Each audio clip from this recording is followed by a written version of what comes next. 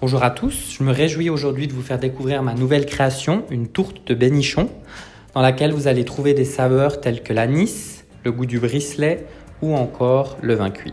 Dans cette vidéo, je vais vous montrer comment redonner la bonne texture à votre crème au beurre à la meringue suisse. Donc en partant du principe, vous l'aurez faite 1 à 2 jours à l'avance et laissez reposer ensuite en réfrigérateur, ce qui veut dire qu'elle aura à nouveau durci. Ensuite, je vais m'attarder sur le montage du gâteau, puis à la décoration. Et surtout, n'hésitez pas à me poser vos questions. J'ai envie de dire, file le blabla, on y va. Dans le meilleur des cas, et si c'est possible, je vous conseille vraiment de sortir votre crème au beurre 2 heures à l'avance. Là, je ne l'ai pas fait, donc la crème, elle est bien dure. Je commence à la battre à vitesse lente pour éviter que tout sorte du bol. Et puis ensuite, je vais accélérer la vitesse. Comme la masse est vraiment très froide, pour accélérer le processus, je vais utiliser un chalumeau et puis donner des petits coups de chalumeau sur mon bol qui est en métal. Donc vous pouvez le faire si votre bol est en métal ou en verre et qui supporte le chaud, bien sûr, pas sur un bol plastique. Donc là, on voit bien que la masse, elle a tranché, donc c'est-à-dire on voit le liquide, l'alcool, le jus d'orange qui s'est séparé de la partie grasse, mais il n'y a pas de souci. Vous continuez à battre, des petits coups de chaleur au chalumeau et vous allez à nouveau arriver à avoir cette texture soyeuse. Et voici, et voilà, votre crème au beurre à la meringue suisse bien aérée. Donc voilà le biscuit à l'anis que j'ai réalisé 2 jours à l'avance. Là aussi, vous pouvez le réaliser 1-2 jours à l'avance, il n'y a pas de souci. Vous le laissez refroidir à l'air libre. Ensuite, vous l'enroulez d'une couche de papier cellophane et vous le laissez au réfrigérateur. Pour couper le biscuit, je vais utiliser ce couteau spécial que j'ai trouvé sur internet, qui est vraiment super comme vous pouvez le voir, il y a une graduation avec les centimètres, ce qui me permet vraiment de couper le gâteau de manière droite et à l'épaisseur souhaitée. Bien sûr, si vous n'avez pas ce couteau, vous pouvez faire avec un couteau normal. Jusqu'à il n'y a pas longtemps, je le faisais avec un couteau normal, ça va aussi très bien. Le résultat est un peu moins précis. Vous pouvez très bien le faire seul, il n'y a aucun problème. En revanche, s'il y a une personne qui peut vous aider 5 minutes, ça sera encore mieux. Vos couches seront vraiment parfaitement identiques.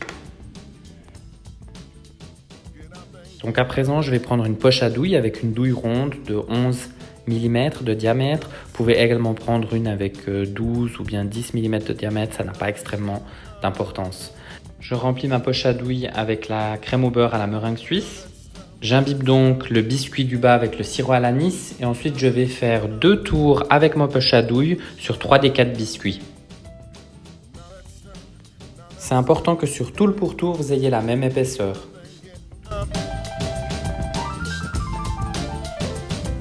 Je place le tout au réfrigérateur pour 15 à 30 minutes, ainsi les bords vont durcir et c'est ce qui va me permettre après dans le montage du gâteau d'avoir une certaine stabilité lorsque je vais mettre au centre les différentes crèmes, la crème au vin cuit et la crème à l'orange.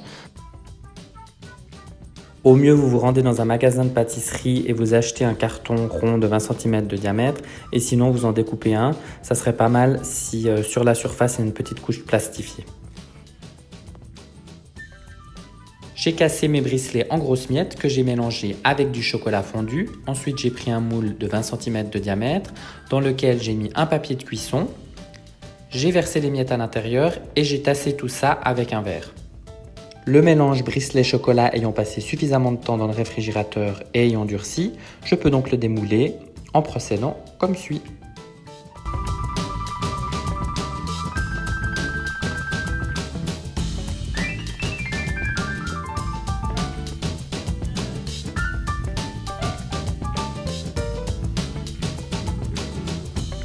J'étale donc un peu de confiture orange amère sur mon biscuit, pas hésiter à être bien généreux. J'étale ensuite ma préparation crème, fromage frais au goût d'orange.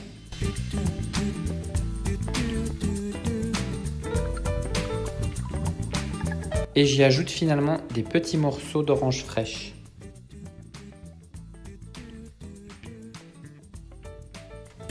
Deuxième couche de biscuit, j'appuie légèrement. Et puis j'imbibe le biscuit de sirop d'anis. Cette fois, pas de confiture d'orange amère, on passe directement à la préparation mascarpone vin cuit.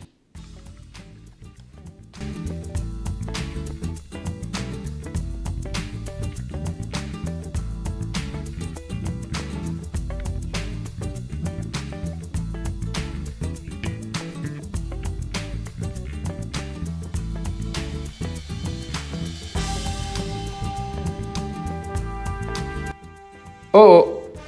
Et oui, malheureusement la caméra s'était arrêtée et moi j'ai continué à pâtisser. Mais c'est pas grave, je vais vous expliquer les différentes étapes que j'ai donc réalisées. On ajoute ensuite, comme pour la première couche, la préparation fromage frais crème au goût d'orange et ensuite on ajoute les morceaux d'orange fraîche. On place le dernier biscuit qu'on imbibe également avec le sirop d'anis. Je recouvre ma tourte avec une fine couche de crème au beurre. J'utilise pour cela une spatule.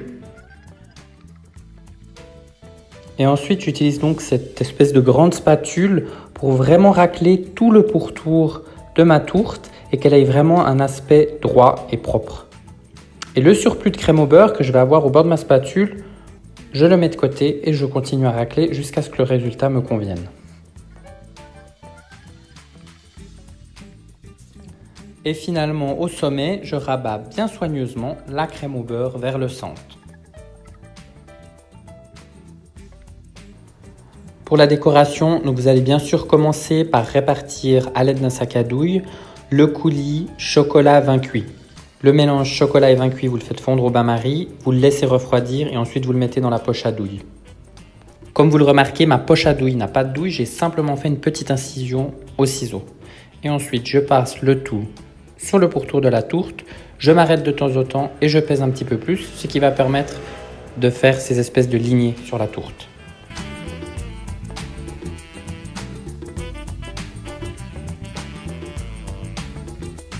J'ai choisi pour la décoration de faire 7 petits monticules avec mon sac à douille et ma crème au beurre. Là encore, laissez aller votre imagination si vous voulez faire une décoration différente. Pour les 2 dernières étapes qui consistent à placer les pains d'anis et les bricelets, il faut impérativement les réaliser après avoir sorti votre tourte du frigo, donc juste avant de servir. Pourquoi? Parce qu'avec l'humidité, vos bricelets, vos pains d'anis dans le réfrigérateur, ils vont devenir tout mous. Et au centre du gâteau, je vais placer un petit bâton dans lequel je vais mettre le premier bricelet.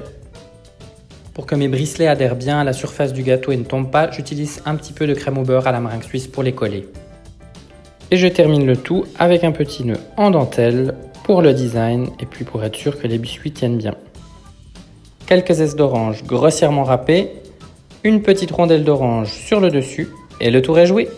J'espère que cette vidéo vous a plu et surtout n'hésitez pas à me laisser vos commentaires ou même à m'envoyer une photo de votre gâteau. Et nous, on se retrouve une prochaine fois pour une toute nouvelle création. Allez, bye bye!